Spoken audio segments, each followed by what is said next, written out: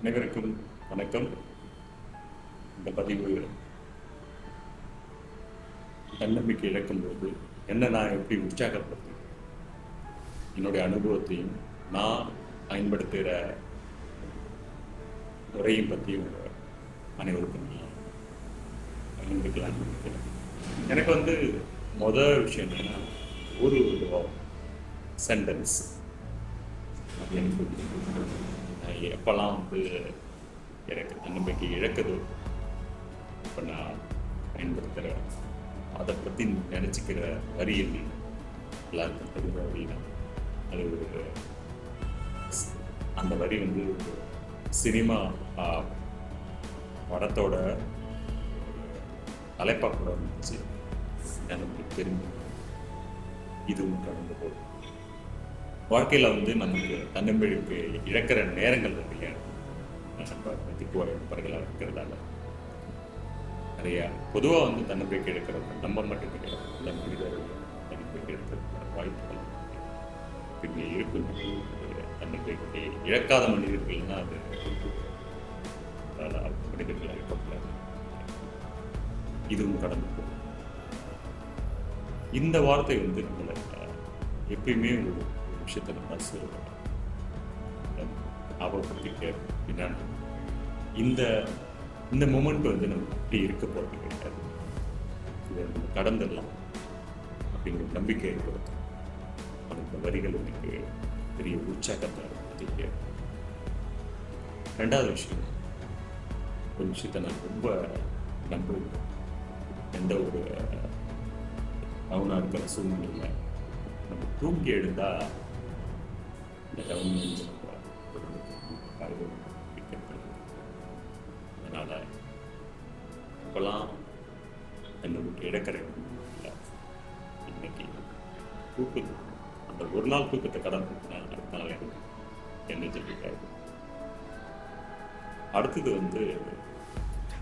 Motivations related. இது எல்லாருக்குமே YouTube, இந்த சோஷியல் மீடியா இதில் நிறைய பேர் மோட்டிவேஷன் பற்றி பேசியிருக்காங்க. ஸோ அந்த ரிலேட்டட் வீடியோஸ் தான் பார்ப்போம். அது எப்படின்னா, அது நம்மளுடைய வாழ்க்கையை நடத்துறதுக்கு, நம்மளை உற்சாகப்படுத்துறதுக்கு, நம்ம கடந்து போகிறதுக்கு பெரும் உதவியாக இருக்கும். ஏன்னா நம்மளுடைய வாழ்க்கை என்பது எப்பயுமே ஒரு நம்பிக்கை சார்ந்த விஷயமாக இருக்க. நம்பிக்கை இழக்கிற நம்ம அது நம்மளை சார்ந்து இருக்கிறவங்களால கூட நம்பிக்கை இழக்கும். உதாரணத்துக்கு நம்ம நினைப்போம், நம்ம இன்டர்வியூவில் நம்ம நல்லா பேசிடுவோம், நம்ம நல்லா ப்ரிப்பரேஷன் பண்ணியிருப்போம், நல்லா படிச்சிருப்போம், எல்லாம் போய் அட்டன் பண்ணிருப்போம். ஒரு சில காரணத்தால் நம்மளால் அந்த இன்டர்வியூ சரியாக பண்ண முடியாமல் இருக்கும். என்னடா அந்த இன்டர்வியூ முடிச்சுட்டு வெளியில் வரும்போது, என்னடா அதை நம்ம நல்லா இன்னைக்கு ப்ரிப்பேர் பண்ணோம், நீங்கள் கேட்ட கேள்விக்கெல்லாம் பார்த்து நல்லா தெரிஞ்சிச்சு, ஆனால் சரியாக பண்ண முடியல, ஏன் ரொம்ப அதிக நேரம் எனக்கு திக்கிச்சு, இன்னும் கொஞ்சம் நல்லா பண்ணியிருக்கலாம்னு நமக்குள்ள ஒரு கான்ஃபிடென்ட் லெவல் கம்மியாக வந்து கான்ஃபிடென்ட்டே இல்லாமல் இருக்கும். ஸோ அப்போ என்ன ஆகும்னா, இந்த மாதிரி மோட்டிவேஷன்ஸ் ஸ்பீச் கொடுக்குற யாரும் பேச்சை கேட்கணும், உற்சாகம். இந்த ஒரு இன்சிடென்ட் மட்டும்தான் நம்ம வாழ்க்கையில் கடந்து எனக்கு நான் எப்போதெல்லாம் உற்சாகம் குறையும், நம்ம குரூப்பில் இருக்கிற அனிமாரன் ஐயா, அக்னிராஜ், இவங்களுடைய ஆலோசனை நான் எப்பயுமே கேட்பேன். அவங்ககிட்ட பேசினாலே எனக்கு ஒரு மனத்தில் ஒரு உற்சாகம். கண்டிப்பாக பெரிய விஷயம் இல்லை, இது நார்மலான ஒன்று தான் அப்படிங்கிறது. அதுலேருந்து என்னை உற்சாகப்படுத்திக்கிறதுக்கு என்னுடைய ஆலோசனை எனக்கு பல தடவை எனக்கு யூஸ்ஃபுல்லாக இருந்தது. நான் நம்புகிறேன் எல்லாருமே இவங்க 2 பேருடைய ஆலோசனை கேட்டிருப்பீங்கன்னு நம்பிக்கிறேன். இதுதான் நம்ம நான் சொன்ன மாதிரி தன்னம்பிக்கை இழக்கிறது நம்ம நம்பிக்கை அதிகரிக்கான விஷயம்தான்.